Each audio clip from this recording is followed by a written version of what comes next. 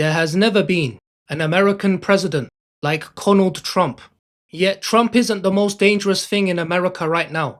The most dangerous thing is that half the country has become numb to his actions. This man is not a president. He is a national threat. A threat to the Constitution, to the Republic, and to human rights. Even while Congress is on summer break, the Trump chaos never rests. More lies, more corruption, more war crimes, more dementia on full display, more gaslighting. You may be exhausted and sick of this clown, and I can't blame you. But that's exactly what Trump wants. The chaos and numbness have been deliberately engineered. An uneducated, detached and disengaged electorate is the only way Trump can survive. That's why if you love democracy, you must stay vigilant. Why do I make these videos? To demand accountability, to document the truth, to inform the good people of the world and warn them. If you think that matters, then subscribe, like the video and share. As always, thank you so much for all the love and support. Thank you so much for 10,000 subscribers. In honor of hitting 10k, I have started a Patreon page where I will share exclusive content and perks. Find the link in the description. Now starting off with number 10.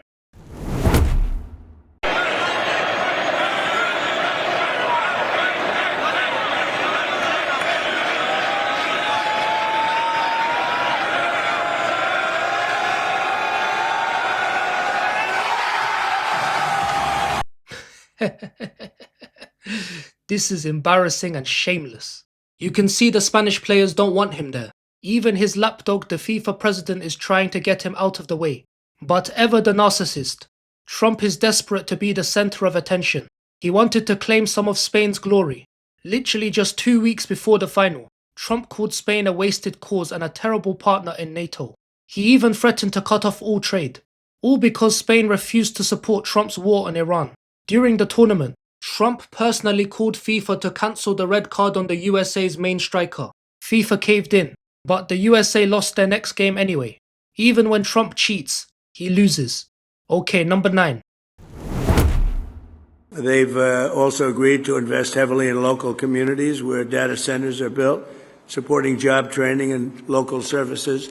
They're really spending a tremendous amount of money. In other words, the governors in the room, you have great governors in this room, and these companies are spending tremendous amounts of money on the communities, the local communities. So I think it's important that we tell the local communities that, because other nations are trying to get us to slow down, and they're spending a lot of money on propaganda, on press, PR, trying to convince everybody that this isn't a positive thing. And if we don't do this, we're going to be left behind.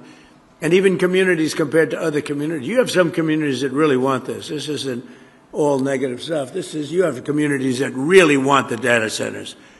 And frankly, those are the smart communities, because it means tremendous numbers of jobs, very little actual disruption. And the ones that don't want it, the happiest people in the world are foreign countries, number one, and number two, other communities within our country, because they're begging for them. Who the hell is begging for data centers? I haven't met a single soul who supports these, especially not in their backyards. Nobody asked for this. Nobody voted for this. Nobody is sitting on their sofa thinking, oh, what I really need from Trump is a hyperscale data center. Who cares about peace and affordability? Over 300 US cities, towns and counties have enacted bans or moratoriums on data center projects. Data centers may employ thousands of people during construction, yet once they are completed, they usually employ less than 50 people on site. Big tech is not investing in these communities. They are exploiting them. Those billions aren't going to schools, hospitals and roads. They're going to AI infrastructure. And since the federal government and states give these companies huge tax credits, the local communities lose even more. Only politicians and billionaires like the damn thing. Yet they're all living in gated communities. They don't suffer from the noise pollution, rising electricity bills, rising water bills, loss of farmland and green spaces. Trump can't even handle wind turbines near his golf course. How do you think he'd react to a hyperscale data center? They don't suffer from these consequences while reaping all the benefits of an AI-bubbled stock market. AI spending is propping up the entire US economy right now. Without it, the country would be in near recession. That's why Trump is so desperate for their money. He needs big tech to mask his failures. He needs big tech for his portfolio. See, the economy isn't about you. It's about keeping the optics and pocketbooks pretty for Trump. Now, number 8. As I said in my recent address at Mount Rushmore recently, I don't know if anybody saw it, such a beautiful place. You know, the communists want to take it down. They tried taking Mount Rushmore down. They want to blow it up. They want to take it down. They shouldn't be up there. These people are crazy. This is so ridiculous. Trump knows he's doomed for the midterms, so he's resorting to these pathetic Red Scare tactics. It isn't the 50s anymore. Trump is so desperate, so cornered, so politically finished that he has reached 70 years back into the bag and pulled out communism. Let me tell you, Trump might be the closest thing to a communist in today's America. Communists believe in government control over the economy. Trump has been buying federal stakes in a bunch of private US companies like Intel and MP Materials. He has openly clashed with the supposedly independent Federal Reserve, calling the old chairman, Jerome Powell, a stupid moron, threatening to sack him, even opening phony DOJ investigations into him, just because Powell refused his demands to lower interest rates. Communist regimes tend to be run by dictators supported by a tight-knit group of soulless, corrupt loyalists, who have full control over the police, the military, the media, the courts, and the legislative. Sound familiar? They often have state polices which often acts as a machine of state oppression. Does that sound familiar?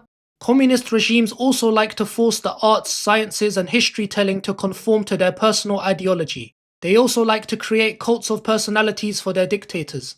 Trump loves to ignore experts. He ignored experts during COVID, which led to many more infections and preventable deaths.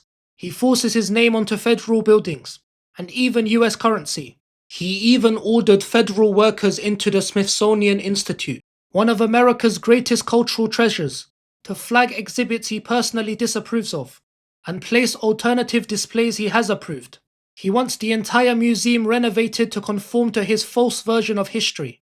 He silences comedians and media channels critical of him with threats and lawsuits. So much for the First Amendment. This is not conservatism. This is not republicanism. This is the communist playbook. His actions are about as un-American as you can get. Trump might be Marx's last soldier in the States. As usual, Trump is projecting. If he could, he'd blow up Mount Rushmore himself and replace it with just his face. Number 7. But this time I have a treat for you. 2-in-1 special. 2 months ago, we had 100, I told this story yesterday, we had 111 missiles shot by the Islamic Republic of Japan. They were shot at the aircraft carrier over a period of about 1 hour. 111 missiles going to a very expensive ship of energy. Do you have a question for President Putin, please? Do you have a question for President Putin? Yes. Not Zelensky. Yeah, what would you like to ask him? Because I'm going to ask him that question. Another dementia moment. These lapses are getting worse. Not only is Japan one of the USA's oldest allies, but he also just called Zelensky Putin to his face, right next to him. We need age caps. In the USA, soldiers are forced to retire at 62, pilots at 65, federal firefighters at 57, air traffic controllers at 56. Why? Because these professions require you to be sharp, physically able with the ability to cope with huge stress. All the skills and more needed to be president. Except Trump is 80 years old. 80 years old. 80-year-olds should be solving jigsaw puzzles with their grandkids, telling them stories of the good old days. They have no business being presidents of the United States. No business serving as commander-in-chief of the world's best military. How is it acceptable to have a brain-dead geriatric running the world's most powerful country, with the world's most powerful military? Even the average age of the House is 58, and the Senate is even worse at 65. America keeps electing the same aging, senile, out-of-touch criminal politicians, and then express shock when nothing changes and everything gets worse. Number 6.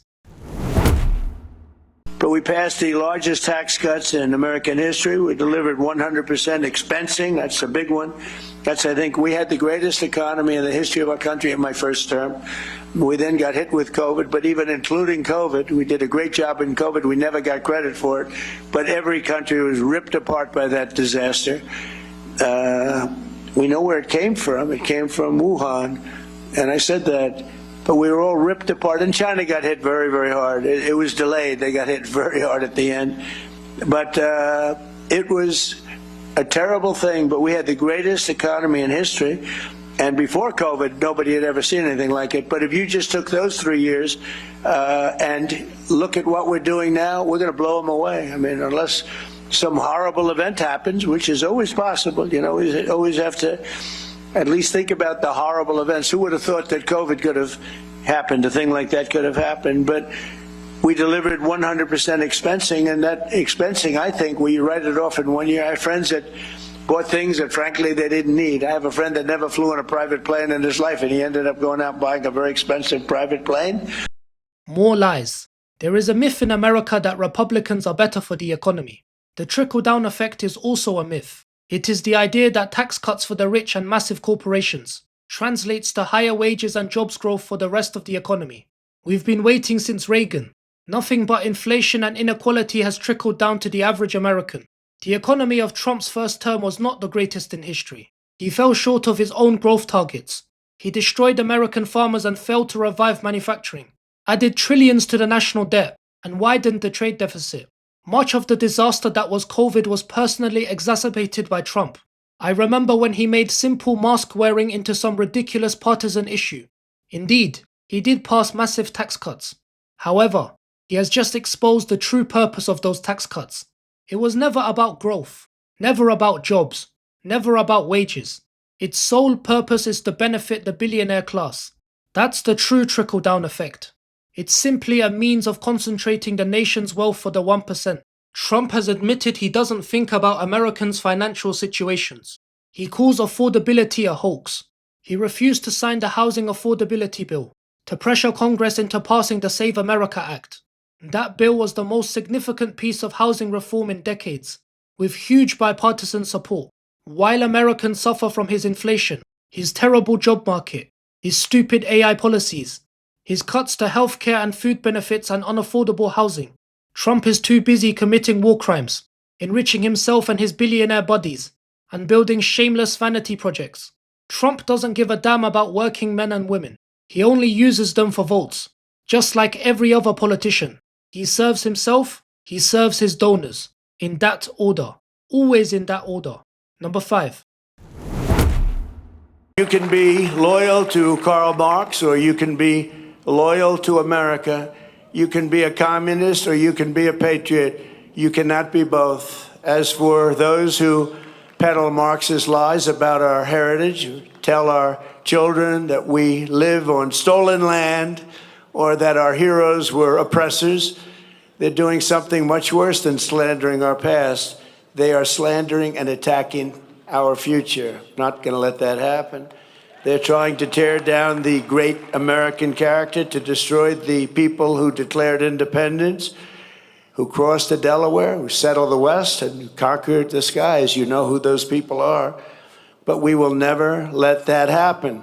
Our American ancestors did not shed their blood at Concord and Trenton, Gettysburg and Shiloh, Midway and Normandy, just so that a band of thieves, radicals, and lunatics could come in and loot, pillage our nation. Our heroes died to win, build, and to save, and to build truly a great country, the greatest country ever in the world. Trump is the only radical lunatic here. I hate to burst your bubble, but US history isn't the glorious textbook story of the land of the free and home of the brave. Not all the American heroes are who they're cracked up to be. There is a saying, history is written by the victors. Actually, history is written by the liars. Much of America was built on exploitation and oppression. These aren't Marxist lies. These are documented historical facts that make certain powerful people very uncomfortable, precisely because they are true. America is not some glorious, unblemished, promised land. This propaganda is designed to whitewash violence, suppress critical thinking, and control the population. Trump is using patriotism as a political tool. Anyone who points out the propaganda is unpatriotic. Anyone who challenges his foreign policy is a traitor. Anyone who asks inconvenient questions about history or power or who actually controls the system is anti-American. None of Trump's ancestors shed blood for the United States. Trump dodged the Vietnam draft 5 times. Yet many brave men and women from all corners of the world have served the US admirably. Some sacrificed everything to defend the US. All the looting is being committed by Trump and his cronies. In less than 18 months, Trump and his family have raked in more than $2.6 billion. Trump is without a doubt the greatest grifter in American history, and that is a very competitive field. His net worth was $2.4 billion at the start of 2024. Now it has reached $6.5 billion, nearly tripling in just above 2 years. Bribery, insider trading, market manipulation, crypto pumps, tender rigging, war profiteering, cronyism. Nothing is off limits for Trump. $13 billion from Venezuelan oil revenues have also vanished. I wonder where it went. Trump is the most corrupt, self-serving president in history. The founding fathers foresaw Trump. They built every check and balance in the Constitution as a wall against him. Real American heroes would recognize him immediately, and they would call him exactly what he is, a traitor. Number 4. And we're going to get very close to, I believe we're going to get close to 100% of the crime. And if you take a look at this city and compare this to what it was 15, 16 months ago, this was a dangerous city. I don't know how, I better not compare it to Lebanon because I don't exactly have your stats, but it might have been Lebanon was safer. This was a dangerous city under the previous administration, Biden, and now it's a very safe city. There was an article that came out 2 days ago that Washington, D.C. has made the greatest progress of any city in the nation. Now, Memphis also, and New Orleans also. Is he taking the piss? I wasn't aware DC was being bombed by a genocidal terrorist state. Since the Iran war began, Israel has killed over 4,300 people in Lebanon, injuring over 12,000, and displacing over 1.2 million people. That's 20% of the whole population. 6% of Lebanon's land area is currently under occupation. Thousands of neighborhoods, even whole towns and villages, have been rendered uninhabitable. Thousands of acres of farmland scorched, and trees uprooted. Bridges and roads bombed to pieces. Over 200 healthcare facilities bombed. Hundreds of schools bombed. And even more schools suspended or turned into temporary shelters for displaced people. Before round 2 even started, the World Bank estimated Lebanon needed $11 billion to rebuild from the last war between Israel and Hezbollah. Now Israel has caused even more damage. Comparing DC to Lebanon is like comparing a paper cut to a school shooting. Let's not forget, Trump has actively enabled all this destruction, giving Israel billions in aid and weapons, and providing diplomatic cover, even helping sanction and force out the head of the International Criminal Court for slapping Netanyahu with an arrest warrant. Trump pretends he wants the Israeli military to withdraw from Lebanon, yet he hasn't taken any action. He uses Hezbollah's disarmament as an excuse. But you can't expect Hezbollah to disarm in one day. You can't expect the Lebanese army to move in, while Israel stays and bombs anything that moves. The Israeli army has struck the Lebanese army and even UN peacekeepers dozens of times, killing over 30 Lebanese soldiers and 7 UN peacekeepers. Despite what Israel says, those strikes aren't accidents. You don't accidentally bomb someone 50 plus times. While enabling genocide and war crimes abroad, Trump is using federal troops at home to terrorize blue states and cities, declaring phony crime emergencies as justification. Crime in DC had been falling for a long time. The data is all public. The biggest criminals in DC operate from Capitol Hill, K Street and 1600 Pennsylvania Avenue, except they are untouched and unaccountable. The tough on crime president is the biggest criminal in the country and the biggest criminal internationally. Number 3. Over a period of years, starting during the 2020 election cycle, the People's Republic of China carried out what is believed to be the largest compromise of election data in history, resulting in China's illicit acquisition of 220 million U.S. voter files. That information includes names, addresses, phone numbers, political party preferences, and other sensitive data that would be needed to register to vote and engage in other nefarious activities, which is exactly what was happening. This data loss presents an unprecedented election security nightmare. What a load of utter rubbish, coming from a criminal who incited an insurrection on January 6th. and tried to pressure Brad Raffensperger to find an extra 11,780 votes in Georgia.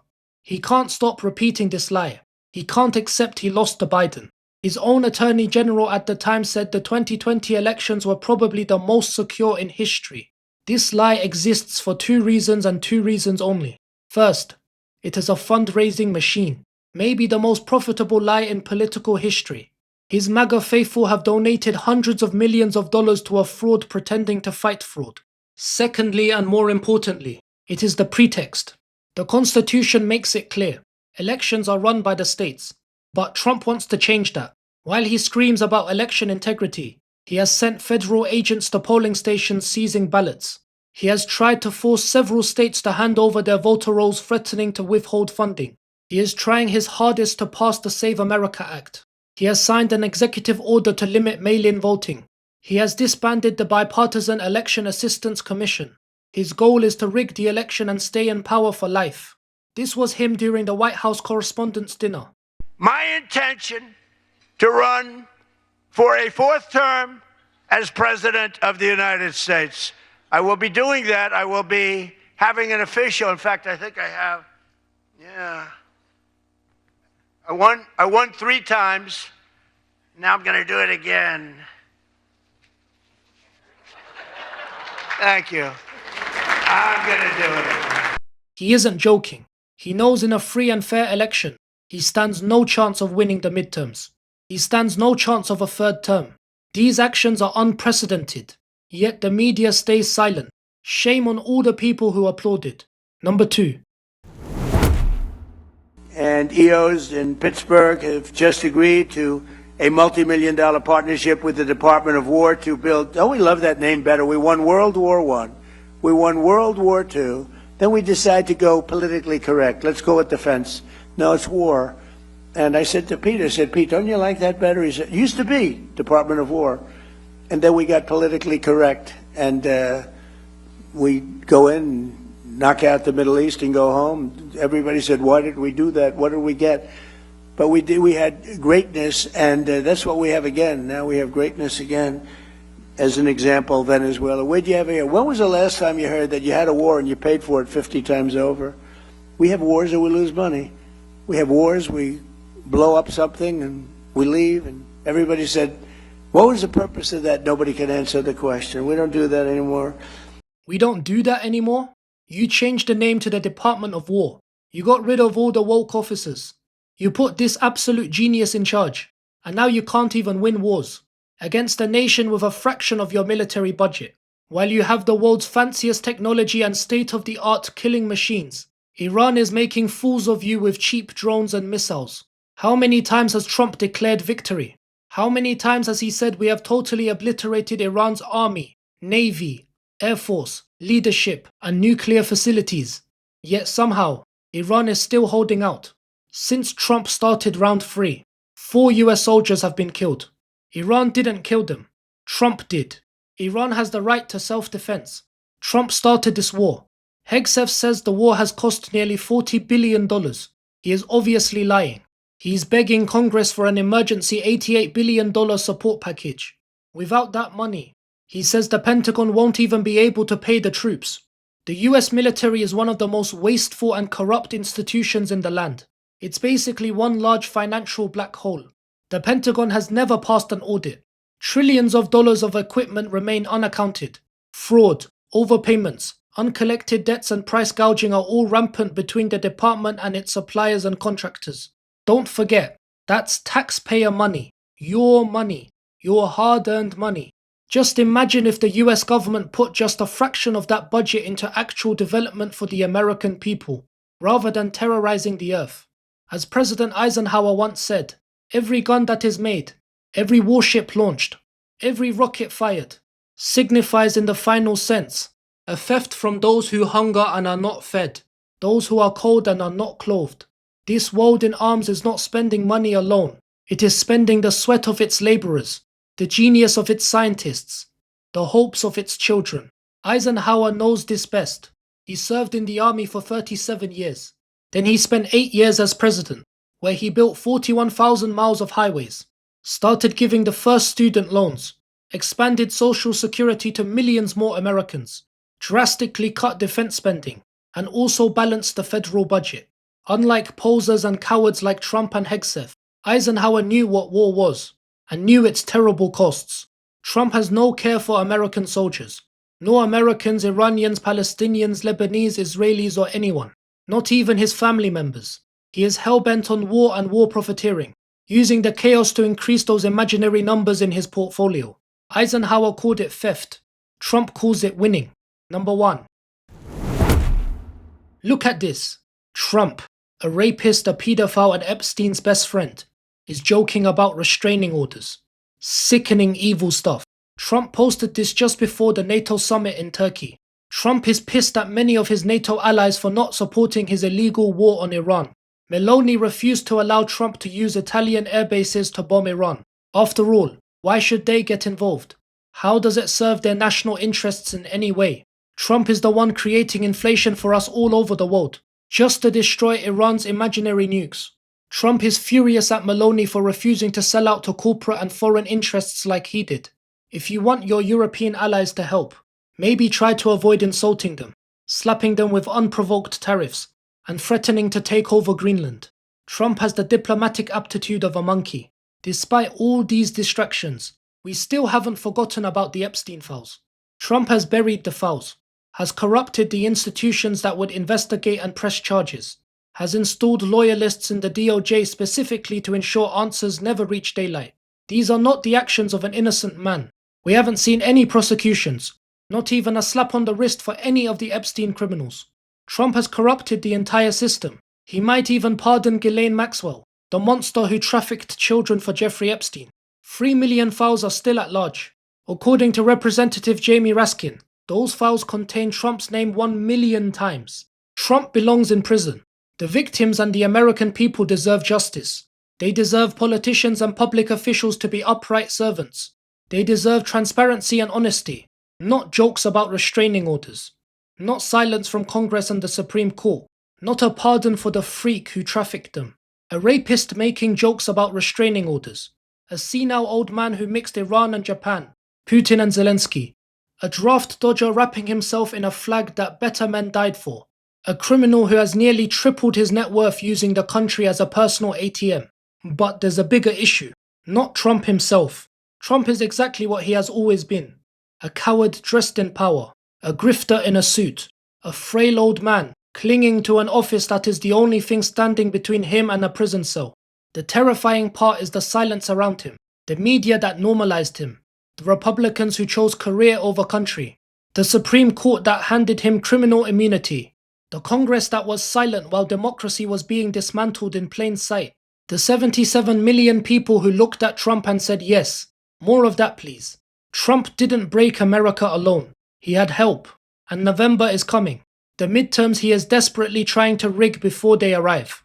He is not preparing to lose gracefully. He has never lost gracefully in 80 years on this earth. He is preparing for something else entirely. January 6th was an unorganized mob, and it nearly worked. What he is building now has the full machinery of the American state behind it. Thank you so much for watching and supporting our independent channel. Make sure you subscribe and leave a like, so you never miss a video. Take care and see you again soon.